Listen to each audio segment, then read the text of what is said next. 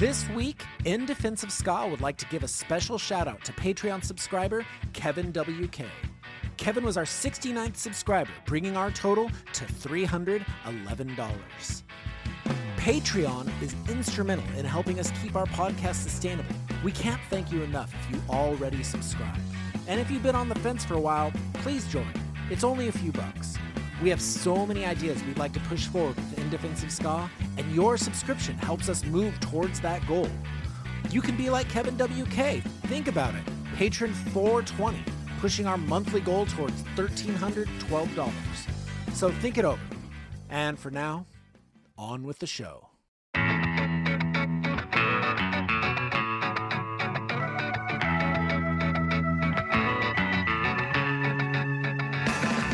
The Victoria Ska Reggae Festival is the longest-running ska festival in all of North America. It started in the year 2000 in the city of Victoria, which is in Vancouver Island in British Columbia, Canada. The festival has gone on every year since, with the obvious exception of 2020. It came back in 2021 with limited seating and being mostly a streaming event. But now in 2022, the festival is back in full force and will take place from June 22nd till June 26. We spoke with the festival's organizer, Dane Roberts, to learn about the festival's history and what the ska scene has been like on Little Vancouver Island. If you want to grab tickets, head over to victoriascafest.ca. Aaron, how do you feel about festivals? Not a big fan of festivals generally, but there are exceptions. Same. I also not a big festival guy. However, this festival, I think I would go to. Yeah, me too. Supernova is another one I have not gone to, but I would like to go to. Also Fest. Although Fest doesn't really feel like a quote-unquote festival. Yeah, it's more like a bunch of like shows happening. Right, which is kind of, I mean, that seemed kind of the vibe of the Victoria Ska Festival. Definitely, yeah. I like that the Victoria Ska Festival was that they're putting on like a variety of acts, and some of them are like what you'd expect, and some of them are quite different, but they all fit within ska and reggae, or they're closely associated enough that you can understand why they're booked. Yeah. I think that's partially like one of my favorite things about ska in general. It doesn't have to be one specific set of things. We can have all these different types of music that all kind of fit under the umbrella of ska. Mm-hmm. I feel like it strengthens the genre as a whole. I mean, it's like you go into a record store, the record stores that still exist, and they have a rock section, but none of those bands sound the same. Yeah. So what we're saying is that the record store should have a ska section, and it should be massive.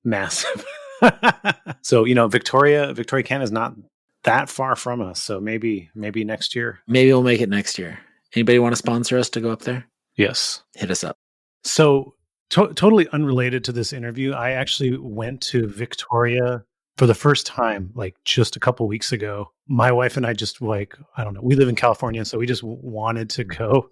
Nice. To see, I've never seen Victoria. And like part of the what we wanted to do is we wanted to hop on a ferry from Washington and spend the day in Victoria on feet with no cars and just walk around the marina. Mm-hmm. It was a wonderful place. I'm curious now that I've seen Victoria, how where's it at? I guess that's what I'm asking. Right.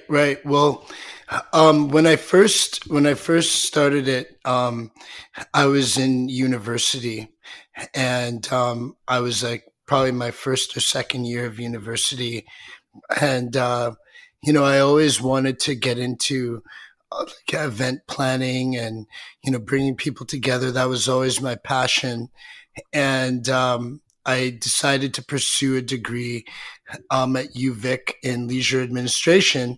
And my mom and family I was always had the influence of Caribbean music growing up. And, so basically the thing is, I always listened to reggae music before that, but my friend introduced me to third wave ska music when I was about 18 or 19 years old. And it was when the craze in the States hit Victoria, the third wave craze. And we just went up, we just rode a wave of it, it was like one of the best things that ever happened to me. learning about the ska, and I didn't know, like, the type of the third wave style of it.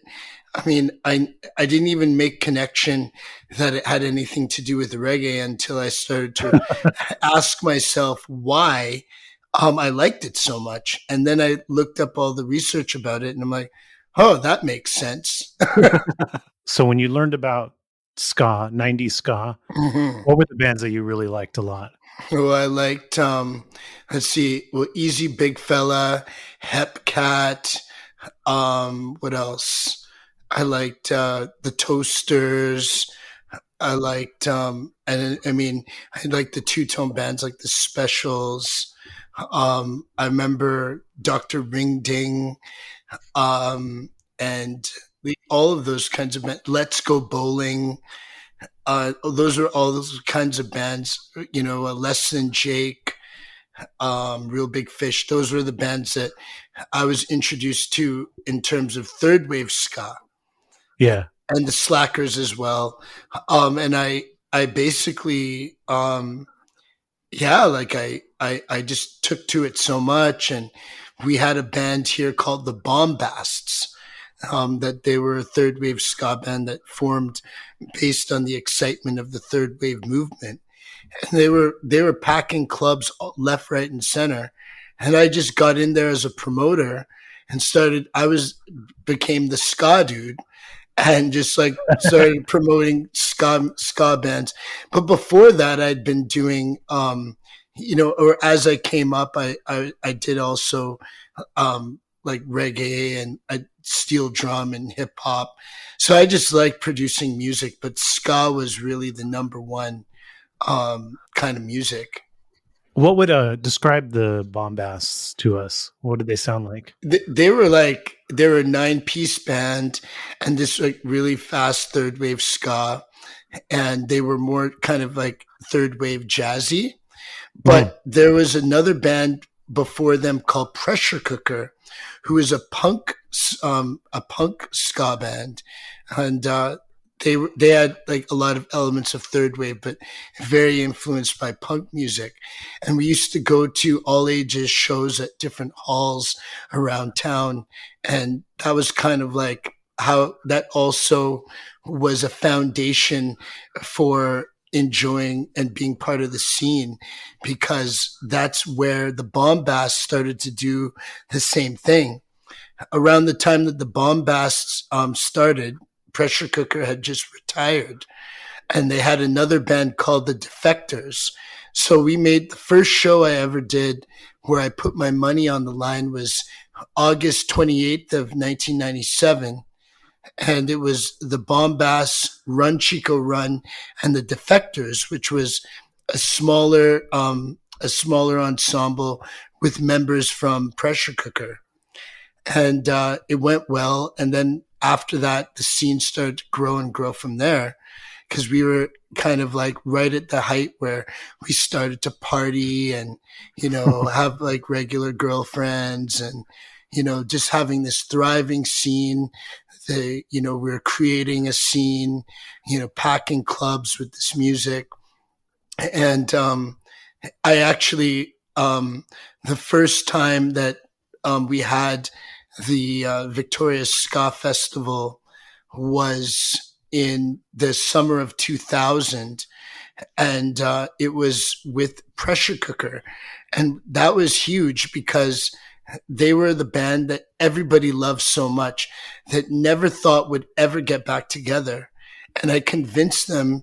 They'd said first, Daryl told me that he was going to play the show for 10,000 Canadian dollars. And I said, we have to do a little bit of negotiation. This is our first festival. He said, all right, well, you'll do it for a flight for Allison to come back from, or either Allison or Paul Shrimpton, who was in Toronto at the time, and a deli tray, because we really liked those. So they played it for that. And the Bombast played on the afternoon show. We booked King Django and what was it? That other band? They're from New York, the Scofflaws. Scofflaws. Yeah, and they were on tour together. And then Chris Murray came up, so we had those 4 bands playing at night, and then all the local ska bands playing in the day. And the show sold out. And it was my final work term for my degree, which was a BA in education, majoring in leisure service administration. And that was my final work term that I needed to get my degree. So that's how the festival started. And it was that Pressure Cooker, the band that I looked up to when I was in high school and went to these like crazy all ages ska punk shows, was the band that gave it that good start it needed out of the gate. And here we are 23 years later. They were like the band in the mid 90s, right? In Victoria. Yes. That was active. Did they get out of Victoria, or was it pretty much a local thing? No, it was pretty much a local thing. I mean, I think that they may have done some touring around BC and stuff like that, but pretty local for the most part that I remember. I know that they were friends with Chris Murray from King Apparatus, because he played in that band before, and I had attended some of their shows before I'd put on the Ska and Reggae Fest. And they were known with a few people in the Canadian ska scene, the Kingpins, and they were like big brother, older than me, like Pressure Cooker. Like probably when I was 16, they were 20 or something like that. Yeah, it seemed a lot older back then. They were like, when you're 16 and they're 20, and then you realize that you're pretty much in the same age bracket, but just a little bit younger. Yeah. So before you were booking, what kind of bands would tour through Victoria? Would you get many touring acts? Yeah, actually, there was quite a few. There was a venue called Harpos, which was run by Gary Van Buskirk and Marcus Pollard, T-Bone Productions, and they brought many great acts to Harpos. Big bands too, like maybe not Ray Charles, but Maceo Parker. They would bring Culture, the reggae band Culture. They would bring like a lot of great acts would come through that bar. It was just the place to be. And of course it was probably packed to the brim. They'd probably put like 500 people in there.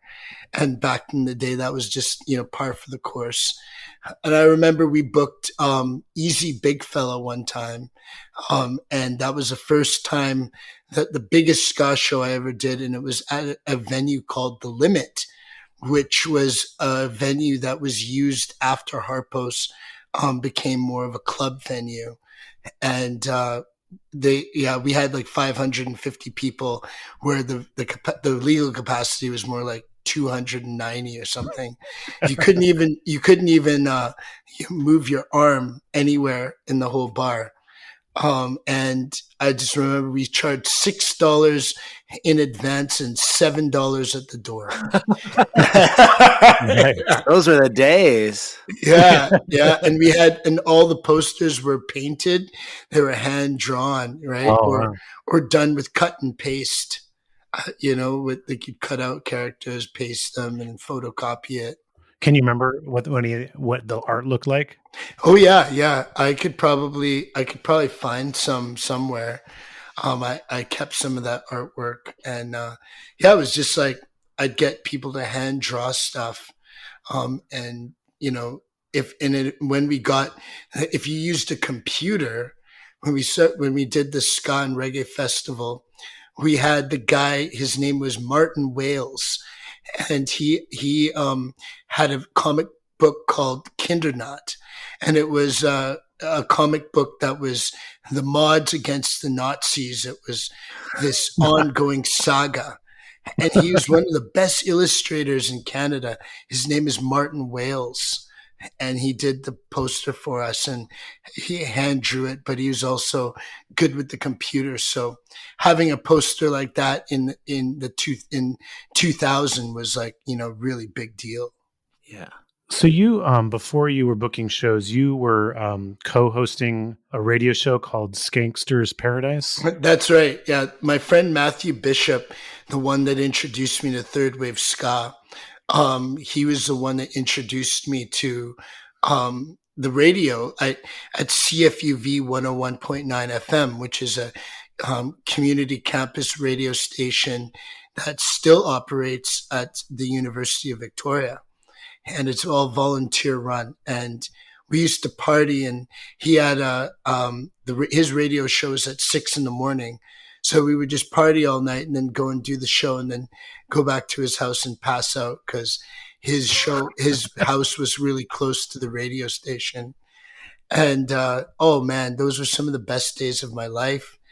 And he played mostly third wave ska at the beginning, but we soon, interestingly enough, as you know, we were playing third wave, and then we got way more into the roots ska.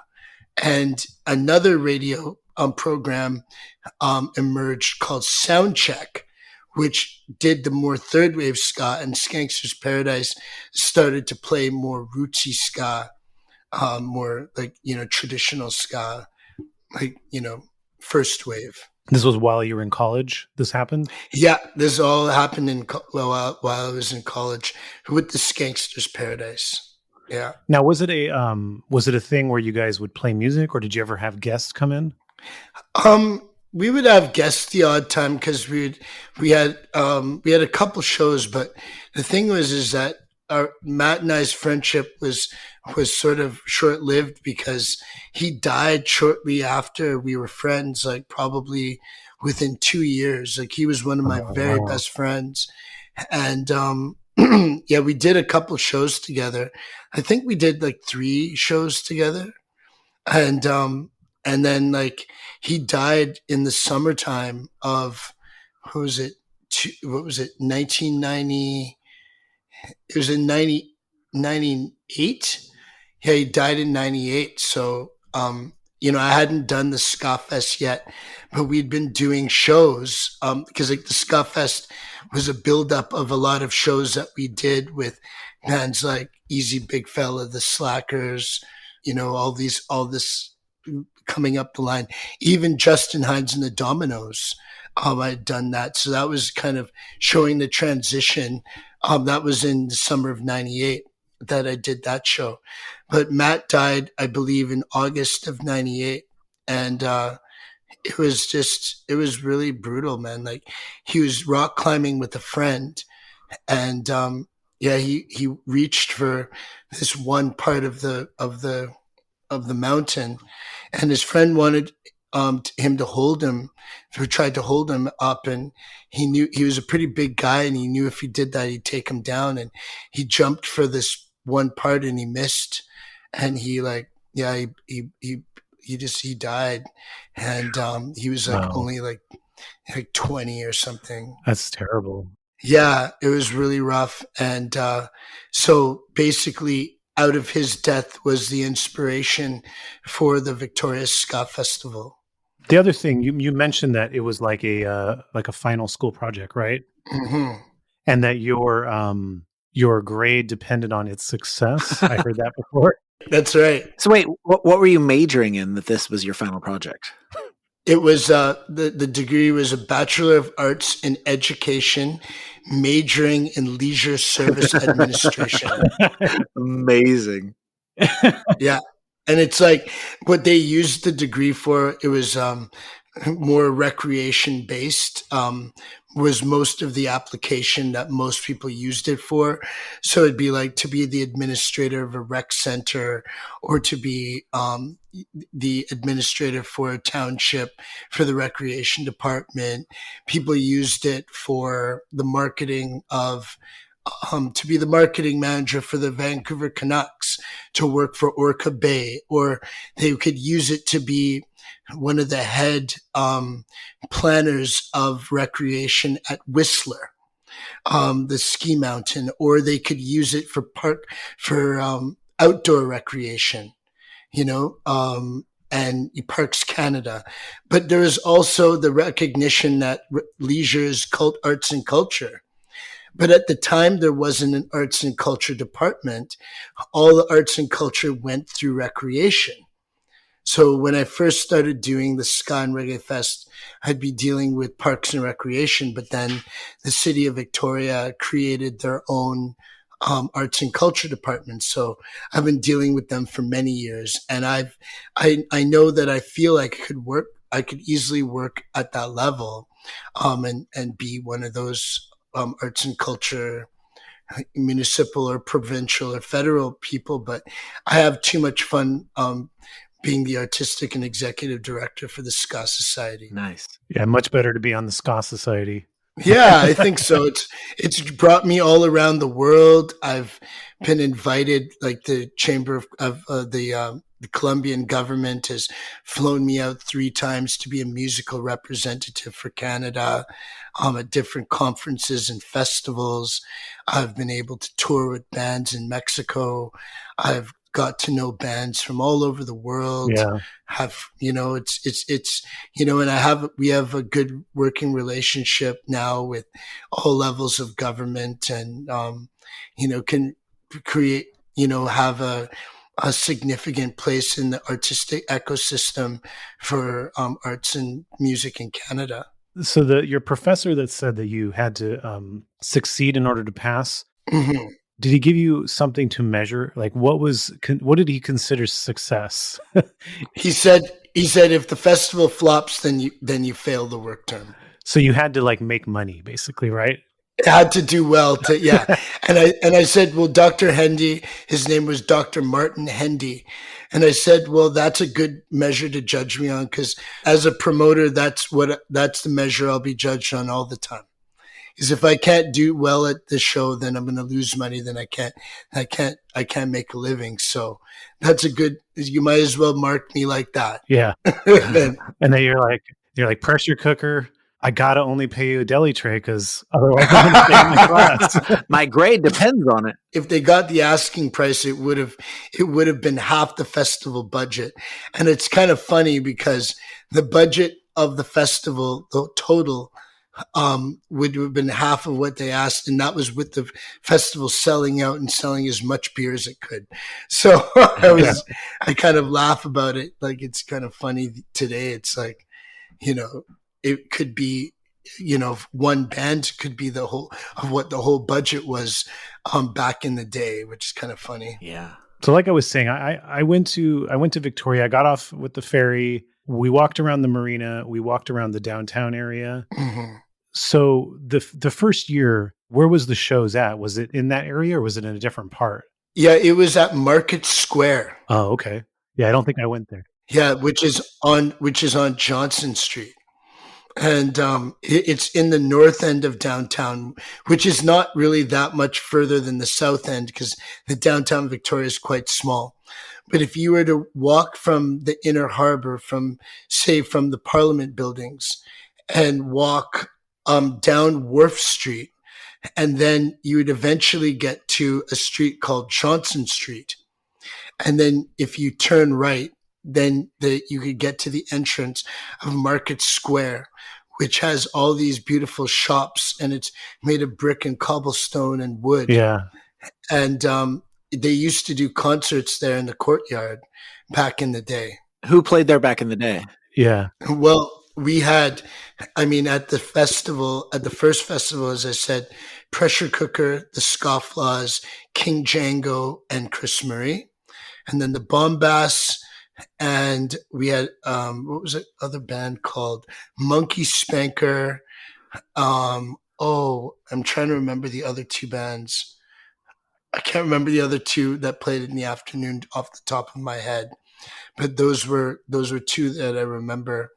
And then another year we had, what did we have there? We've had lots of different bands play there. The Itals have played there. Los Trios have played there. We had Kimani Marley play there. We've had the Soul Captives play there. All throughout the years, we had different bands. And sometimes Market Square would allow us to do music there. Now they don't, but they've always been touch and go over the years with allowing music or festivals.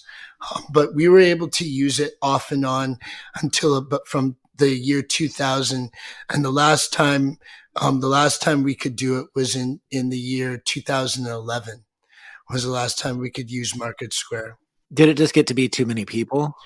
I think that, I mean, it's always like, it's a lot of people. It's people like, it's too bad because it's a beautiful concert venue. But if you have, at the time it was Anthem Properties, which still may own it. And it's not, if they're not like in the passionate about, fostering a live music scene, and it's their property, it's not public, then, we can't use it. There's not really much we can do about it. And, so it's too bad because it was a nice venue. However, nowadays I would think that we probably would have outgrown the capacity that it has, because it could fit about 12 to 1,300 in there, and at the very most. And now our audiences exceed that amount on a good day. What's the festival these days draw in terms of ticket sales or whatever? Well, I would say like the most it's drawn in ticket sales is close to 1,500, but that's on one concert because it's set up in a manner where it's several concerts over 5 days at different venues. Oh, okay. So like this year, for example, we've got Ship Point, and that is right on it's like in a parking lot right on the Inner Harbor. And so you may have remembered Milestones in the Tourist Info Center. So the parking lot that's low down there, that's where we do it. Oh, okay. And and so it's right on the water, right next to the float planes. Yeah, I went by there. Yeah. You're right. That if we use the left parking lot, we can sell around 1,900 tickets. But if we use the middle parking lot, we can sell closer to 3,000 tickets. But the most it's ever got is around just under 1,500 tickets in terms of per show. But remember, like we were doing 5 shows over 5 days. So just at that one venue. So we've got, we do Wednesday, Thursday, and Sunday are free shows. And the Wednesday and Thursday one go from 4 to 10. And those are always full. So we'd probably have 2,000 to 3,000 people, or 2,000 to 4,000 people pass through over the 6-hour period on the free show.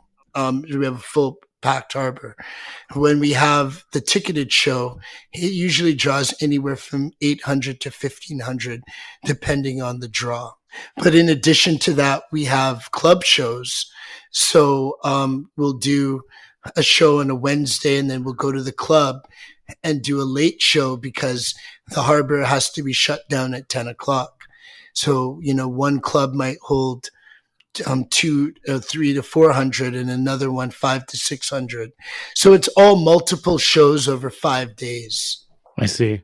This year we've got we got the Inner Harbor for 5 days, and we've got the bigger venue, so it can hold closer to 3,000 people. However, we also have the Victoria Curling Club, where we used to do our inside shows. Even when we used Market Square back in the day, we'd have our free outdoor afternoon shows there, and then we would do a big ticketed one inside, and it's a curling rink, and the capacity is 1,450 people.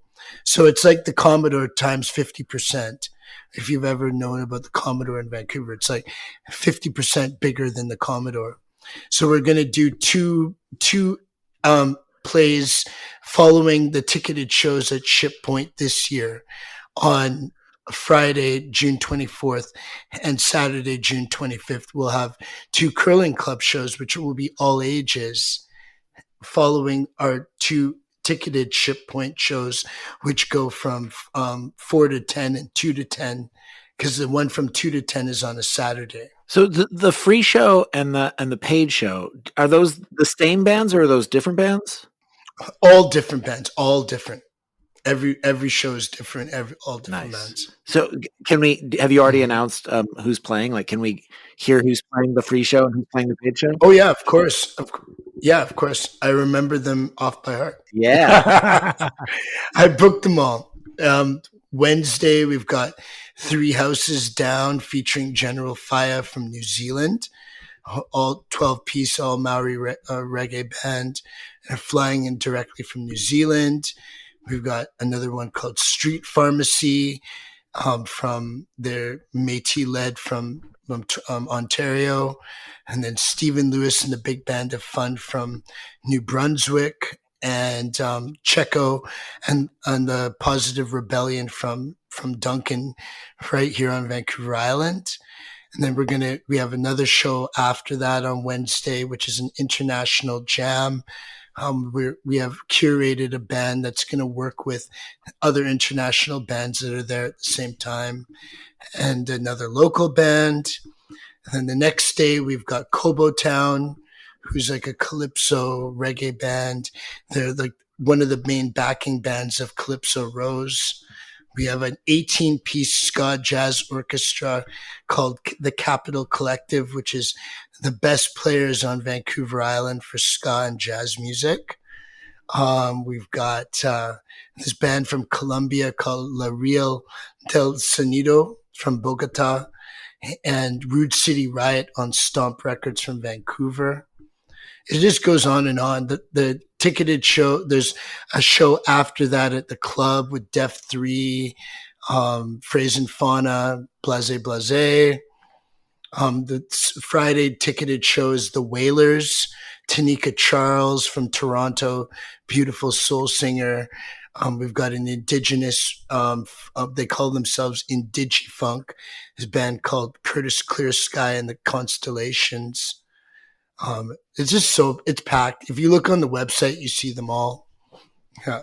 There's like 35 bands from 6 different countries or 7 different countries. It's very diverse. Yeah. Is the audience pretty chill, or do you have to ever like what's the security situation like? It's a great audience. Well, the city of Victoria do not require the festival to have police present. Nice. On the permit, because they recognize the good nature of the audience, and it's rated as low risk in terms of with liquor and inspection. So that's pretty good. Yeah. It's, all of the shows at Ship Point and the Victoria Curling Club are all ages. The music kind of just naturally attracts a very, very nice, well-behaved audience, but that like to have a good time and like to dance, Yeah. We don't have to worry about marijuana because it's legal in Canada. Mm-hmm. And even before that, we didn't have to really worry about it. The cops never really were, came down on that, on the festival. People are kept in check with the fact that it's all ages. And I think and it's an open license. So you're not all crammed into one area to drink. People can just put on a wristband and go anywhere they want. Nice. That sounds like a really nice, comfortable situation. Yeah. Yeah, it's a good vibe. Very nice vibe. So Victoria is like, it's definitely a tourist destination in general, right? Mm-hmm. I was kind of glancing at some of the paper stuff. It looked like there's a fair amount of music festivals that happen on the island. Mm-hmm. So where do you feel like you sit within that, the landscape of different sort of like music festivals and stuff that happen there? I think that we fill a nice niche because we're like the ska and reggae. I mean, there's no other festivals that is specializing in ska and reggae music. Mm-hmm. But we also, in addition to ska and reggae, there's a lot of extractions of hip hop, soul, funk, calypso, like pretty much anything that grooves.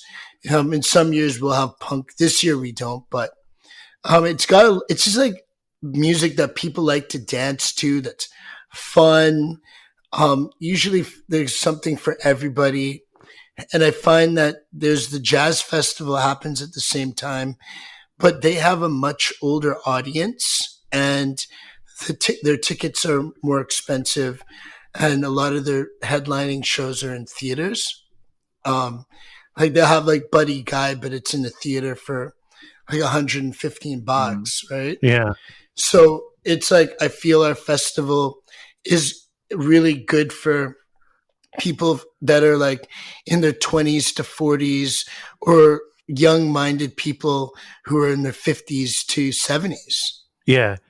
And it's like a, kid friendly, Very kid friendly, and very family oriented, but not family in the sense where you see these like designed kid festivals where they have a mascot and a balloon and like a mascot that might scare children, and kind of lame and not fun. Like, you don't have to have it like so tame and so bland just because to make it kid friendly. Yeah, as a parent, I really appreciate that, because like you really don't need to have all that for kids to have a good time. No, you want to expose them to good music. Absolutely. And you know what I mean? And like the people that are coming to the festival, like they're really nice, but they like to have a good time and they like to dance. So it's like some people might think that that's not kid friendly because they want them to be at a an event that's very, very tame and may not have any liquor service, and maybe kind of more just like tame. But our festival, I feel it's like very relaxed, very good vibe. It has a visual arts component as well called Rocksteady Arts Collective, where we have artists are expressing visually the music of the festival. And there's a kids area where they can color, do chalk art, coloring sheets, play games. So a lot of parents like that. And it's a really good one for parents, like young parents. When I say young parents, like under 50, and it's a good place if you want the whole family to come. Like, I've seen kids go with their parents and they were 8 and now they're 20 and they still like coming with their friends. Oh, that's awesome. And they experience the festival in a different way, but, they still like it. They don't grow out of it. Yeah, I was looking at some of the art. The art's really good, by the way. It's like, it's the kind of art that you would go see separate from a festival. Like, it's good art. And I think there was one. It was so Danny Rebel. He's a Canadian reggae artist. Didn't he? That's right. Didn't he do like a portrait of you for one of the festivals? Yes, he did. Yeah, that's awesome. It's in our studio, and there's a couple. There's another one. Sean Flinch Benson, who's on our creative team, made a pretty nice cartoon drawing of me as well. It's pretty nice when you get a couple paintings of yourself. Sure, yeah. It's pretty nice. If I understand correctly, the first year that you did the festival, your mother and other members of your family helped with the food portion of it? Oh, yeah. My mom cooked food for the festival for like 11 years, until 2000, or 12 years until 2011. And it was like the best Caribbean food, salt fish and curry chicken and nice. like, rice and peas and chop up and, all that kind of stuff. My background is from Antigua and Barbuda in the Eastern Caribbean. So, it's kind of, that's, what really inspired, I think, the festival is like the love of Caribbean music, but it also is the influence of music that I grew up being a West Coast, Canadian island boy. So I'm like, pretty much, I'm a fusion of the West Coast Canada island with the Caribbean island. Yeah. 2 island homes. I mean, that's awesome because it's more popular now. Like, I think about festivals in the early 2000s, and it was like cheap food. It wasn't like anything remarkable. Right. Festivals have caught on. I think especially with the rise of food trucks, they're like, oh, we can just get food trucks and that's good food. Like, but when you were doing the festival, like, it must have been so amazing for people, or especially these musicians coming from out of town being like, oh, there's like, real, actually good food here. Absolutely. I mean, yeah, I mean, it was a real gift that my mom did that. And, I know that like Fishbone, for example, they loved my mom's food. And John McKnight said, he's like, Dane, did you grow up with this food? Like eating this food? And I said, yeah. He says, you are one lucky son. He was just so happy. Neville Staple really enjoyed the food as well. And mom would always be backstage and, with me, like as I was growing up, coming up the line, especially when I was younger, because I was like, I started the festival in my very early 20s. So, it's like, it's a type of thing where my mom was young enough that she could really kind of see what was going on, and she saw how much energy I was putting into the event. And, she really wanted to do her best to try and make sure that she could give me every opportunity that it would do well, and that was a really nice contribution that she gave, and that a lot of bands remember. I had actually heard that Fishbone had heard about the cooking before they played, and specifically wanted to play because of what they'd heard about the food. Well, I know in Mad Bomber Society said they'd give me a discount on the performance fee if my mom cooked the food as well. So definitely it became, the Slackers, they used to eat the food, and all the bands we had up to actually 2011 had the food, but it was tough. It was tough after that because, as your parents age, it's hard to stay on your feet and to be able to make a meal for, 200 people. And she would have my Aunt Eileen, who's Jamaican, help her. And then another, Heather, from her work, as she used to work for the government. And Heather she used to always fly down to Barbados every year. She was from here. She was white, but she was very familiar. She is white, but she's very familiar with the Caribbean cooking and very much a part of the culture. So the three of them would make the meals together, and it was an opportunity to come together. And she would get my Aunt Naomi to send the salt fish from Toronto because it was always cheaper that way. FedEx salt fish, Yeah. over, and it was great. And now today, like that tradition was carried over because I make some really good Caribbean food. I know because people tell me. And but the thing is I can only do it when it's for shows. Like, I made some Jamaican patties for the Soul Rebels, the brass band from New Orleans that came and did another mini festival that we have called Garden City Grooves. And they came on this past February 28th, and I made them Jamaican patties. And other times when we did live streams during the pandemic, I made curry chicken and rice and peas.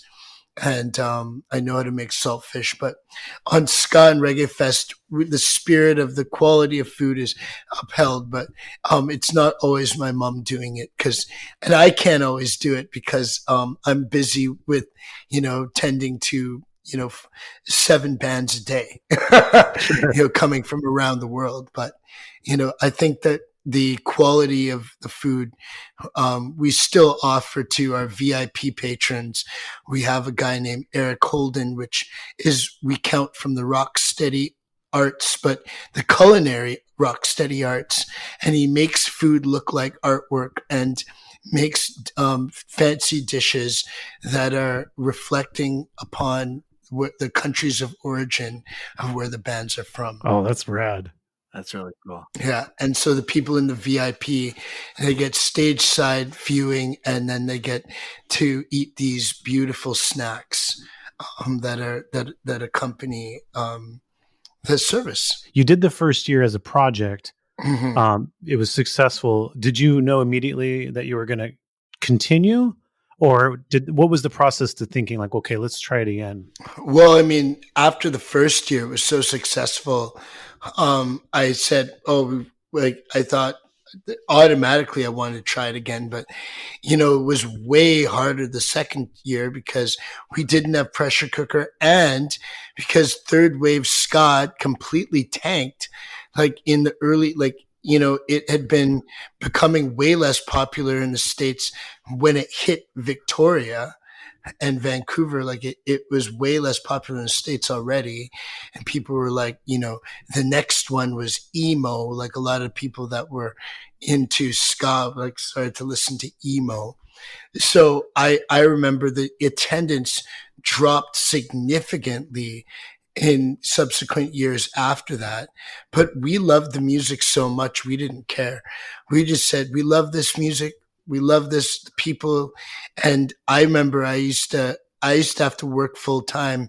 So I made sure I had enough money to pay the deposit for the bands that we were bringing because, it wasn't popular as it was the first year.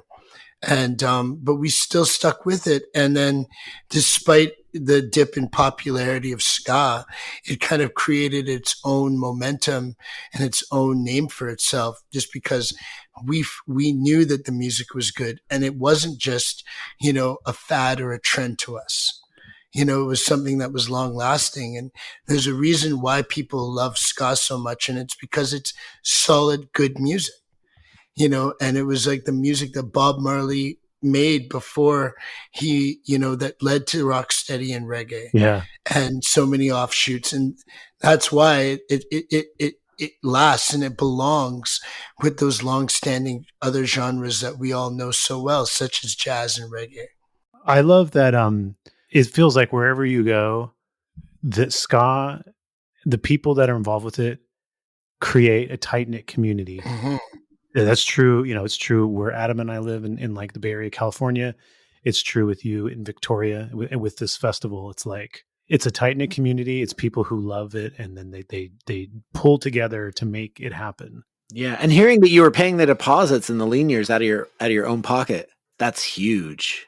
Yeah. Yeah. I mean, I did because I worked, I did recreation. So I would, do like youth programs and do all that kind of stuff. And like that would be my regular full-time job. And then I worked, I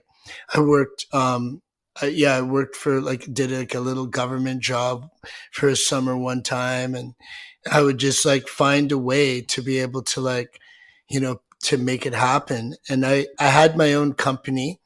It was called Enigmatica Entertainment. Enigmatic with an A at the end. And and that produced the festival for the first 4 years in partnership with CFUV 101.9 FM, which was a nonprofit organization. And that they were important in the evolution because unless you're a nonprofit, you couldn't really get a liquor license and you weren't eligible for grant funding. So we would be able to get a few small grants through the station and, some help with volunteers and, and then eventually we created our own nonprofit in November of 2003. We created our own nonprofit organization, and that allowed us to do Victoria's 5th anniversary festival in the summer of 2004. Mm. So you talked a little bit before about how you allowed it to be more, a little bit more broad in terms of like it's Caribbean influenced, and that actually, I don't know if some people realize if you think about what's Caribbean influenced, that's really a lot of music. A lot, yes. I mean, you're talking about hip hop. You're talking about electronic music. Yes. I mean, you can go down the list of what that actually entails. But drum and bass. Yeah. Reggaeton, obviously. Mm-hmm. So some of the acts that I was looking at that have played over the years that seemed interesting, kind of on the outer skirts of that is Mos Def. You had Mos Def one year. Mm-hmm. Mm-hmm. Ozone Motley had played. Mm-hmm. Larry and his Flask. That's right. And Real Mackenzies, who was another Canadian band. Yeah, they play often. We have them for venue plays as well. I saw Real Mackenzies in the mid '90s while my band was on tour, and we were playing in Albuquerque, New Mexico, and we finished our gig, and then we saw that there was a gig happening at the club next to us, and we're like, "What's going on over here?" And there's 5 people in the audience, and we look, and there's this crazy, so super drunk band, all in kilts, Yeah. losing their mind, and we're like, "What is this?" And they just play for hours, and they're just lifting their kilts, like every 10 minutes to reveal that they had no underwear. And we were just like, "Oh my God, this is the best band." Nice. This was, I think, before, because they got kind of big a few years later, but this was like when they were just an unknown band. Yeah. Oh, yeah. Well, they were actually. I remember Paul, like back in when he was on one of the shows with the Neville Staple, and that was quite a dramatic festival because Neville Staple's U.S. visa was denied at the very last minute, and we had to fly him and the band all the way. It was canceled. The visa was canceled without prejudice. So we had to take a chance and fly them from England. It was like $2,000 a flight because we were getting it last minute, and the band just says we'll pay for expenses, and and they managed to get in. They did. They let them in, but I remember he was on that festival, and we were interviewing, and I remember him saying distinctly, "It's all in working order." And I know that you know what he was referring to. And Paul still is so lively today. They just did a play on this past March 5th at the Victoria Event Center. We had them play, and actually, they were the last show that we did before the pandemic, which was on March of the 6th of 2020. How was Mos Def? What did he think of the festival? I think he liked the festival, but Mos Def wasn't easy to work with, to be honest.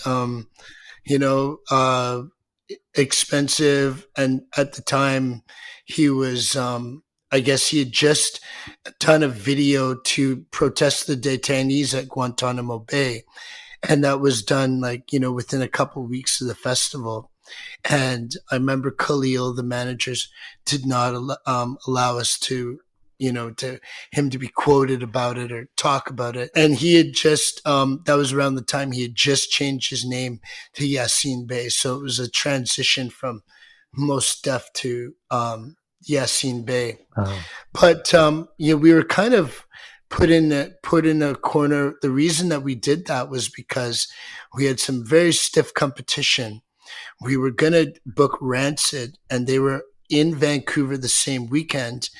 But at the last minute, when I say last minute, I mean in mid-March of that year, Stormy told me that they decided that they were going to do 2 shows at the Commodore on the same weekend as the festival. Oof. And not play the Ska Fest and do the Sunday play at the Commodore. And that was pretty gut wrenching. And then, there was another festival called Rock the Shores. It didn't last for very long, probably like 4 years, 5 years, but they had Weezer on the same weekend. Oh man! And we had in Victoria, so we had like Rancid playing 2 shows at the Commodore same weekend. We've got Weezer in Victoria. We had a great lineup. I mean, we had Sierra Leone Refugee All Stars, Dub Effects, Planet Smashers, Catch a Fire, Debonaires, Tanya Stevens, Blitz the Ambassador, all these great bands, right? Yeah. But it was just the fact that it was just up against those popular bands. So we brought in Mos Def like a month before, and a lot of people were trying to trade their Weezer tickets for Mos Def tickets. And the most strangest thing ever happening in my life, we were at the Vogue on the Sunday of the festival. I believe it was July the 14th of 2013. And we're playing Mos Def at the Vogue, and Rancid's playing 2 blocks away at the Commodore. And I'm like with Live Nation, and the Ska Society is doing Mos Def. It was the most bizarre thing I've ever experienced. That is such a weird turn of events. Yeah. It was weird. And then from that point, in truth, I believe that was significant in terms of the fusion and the way that the festival went after that. It kind of went a little bit more reggae, hip hop fusion, and less two tone punk. It really did make an impact. And because Mos Def was such a big name as well, it really got a lot of people that were into conscious hip hop to be into the festival. And we converted a lot of them to like ska and reggae music. But Yeah. I felt that was a significant turning point in the evolution of our festival. I think you said that that same year, was that the same year you had Sierra Leone's Refugee All Stars? Yeah, that's right. So this band, they formed in West African refugee camps. Mm-hmm. Really interesting, really good stuff. Like it's kind of like acoustic, but reggae influenced. Can you talk a little bit about that band and bringing in the process of bringing them in and everything? Well, yeah, it was. It was off an agency that is into more global roots, and actually, I worked with. I was reconnected with that agent just recently because he works with the Soul Rebels now, so that was great. Yeah, we really liked that they were there at the time. That was the whole conflict down there in Sierra Leone. It was more fresh, so it was very significant to have, a band of that came from that hardship that was creating this beautiful music that played reggae and ska as well. And they were on a free concert actually. Wow. So the harbor was packed. Yeah. It was a free show and it was on a Wednesday. A Wednesday. And it was just packed, and it was one of the best free shows we've ever had. I want to talk about a few bands that I believe are local that I know they've played the festival and that are just part of your scene. There's a band called One Drop. I think they were more from a mid 2000s. Yeah, One Drop they're a great band. And actually a lot of the people in that band are still very much a part of the society. A lot of their audience are, they're right there. They still are available for reunion shows every now and then. They created another band called the Hillside Hooligans, which have most of the members at least half of them from One Drop, because they had some rotating members, but all of them are around the area, BC, doing their own thing, raising families, or, just doing what they do. And they were one of the bands that I felt could have, quote unquote, made it. And I do remember just before the band ended, they had an opportunity to do a tour with the Mighty Mighty Boss Tones. The first time we had the Boss Tones, which was in 2009. And Aaron Pincus, who's like an agent now with, I can't remember, Creative Artists Agency or Paradigm. He said we had quite the negotiation to confirm the Boss Tones, and finally he said, "Okay, you can have them."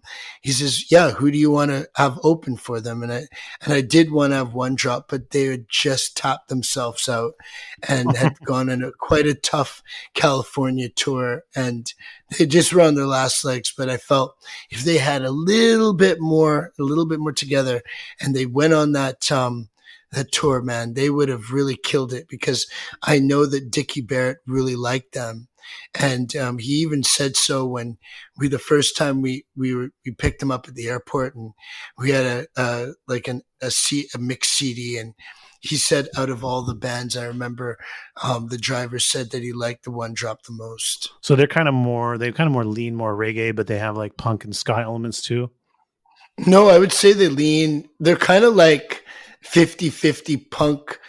Like, well, no, they have ska, but they're like, let's see, I'd say 35% punk, or 35-40% punk, and then reggae, and then the balance ska. So maybe 35 or 40, 30 20, something like that. Or, Yeah. no, that doesn't add up.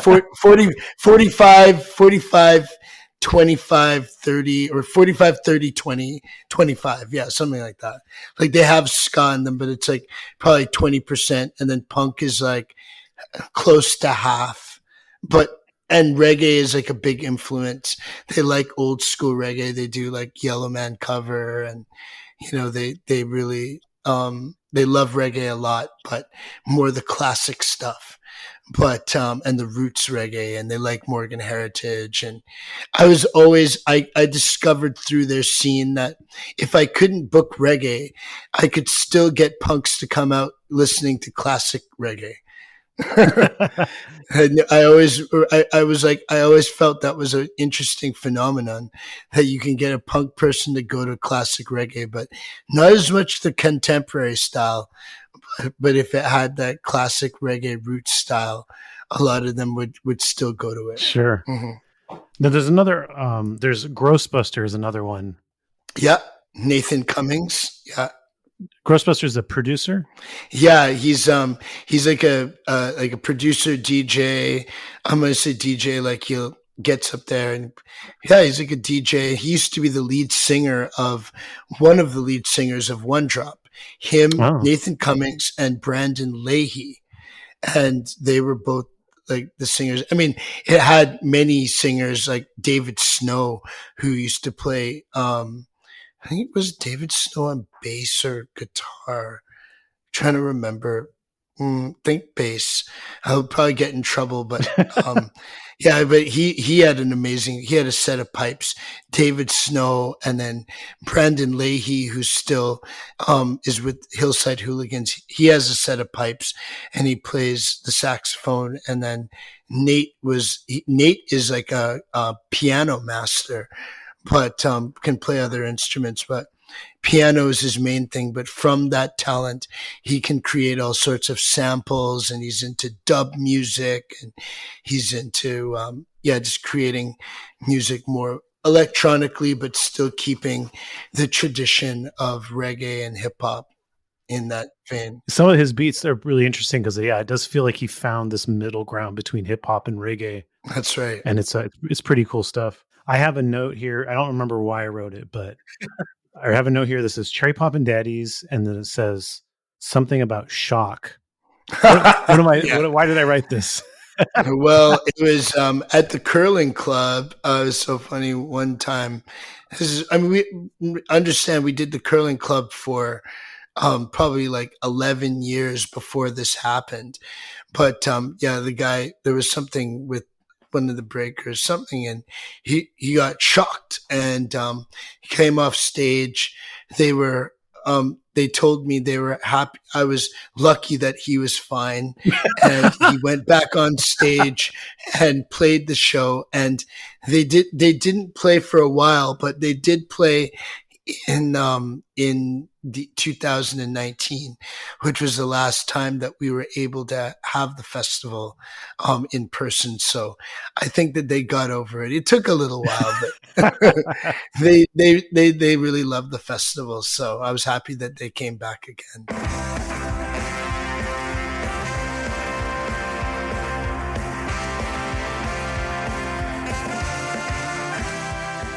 Thank you so much for listening to In Defense of Ska. If you've enjoyed this episode, please like and subscribe to the podcast wherever you normally stream or download episodes. If you haven't already, grab a copy of my book, In Defense of Ska, available at clashbooks.com. You can follow us on Twitter, Instagram, Facebook, and TikTok. It's at In Defense of Ska. And please consider joining our Patreon at patreon.com/indefenseofska. You will get monthly bonus episodes, extended interviews and commentary per episode, and access to the In Defense of Ska Discord. In Defense of Ska would not be possible without the great team that tirelessly works on it every week. So you should go check out their other projects as well. Co-host Adam Davis has an amazing band called Omnigon. Give them a follow on Instagram and Twitter. It's simply at Omnigon. And our editor, Chris Reeves, has a phenomenal record label and podcast called Ska Punk International. For more information, go to skapunkinternational.com. And if you've ever enjoyed one of the highly specific In Defense of Ska memes floating around the interwebs, it was likely the work of The Bands I Like Only Charge $18. Find them on Facebook, Instagram, and Twitter. And on that note, we leave you by saying, Ska now more than ever.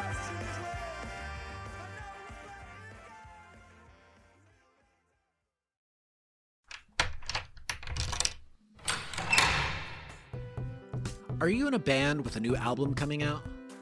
Are you an artist wanting more people to check out your work?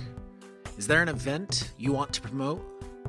Do you own or run a company that sells a cool product or service? In Defense of Ska gets over 10,000 unique downloads each month. If you're interested in advertising on the podcast, we offer very reasonable rates and can help with the production of the ad. The ads are dynamic, meaning they will be placed on every episode for a given period of time. If you're interested, direct message us or email us at indefenseofska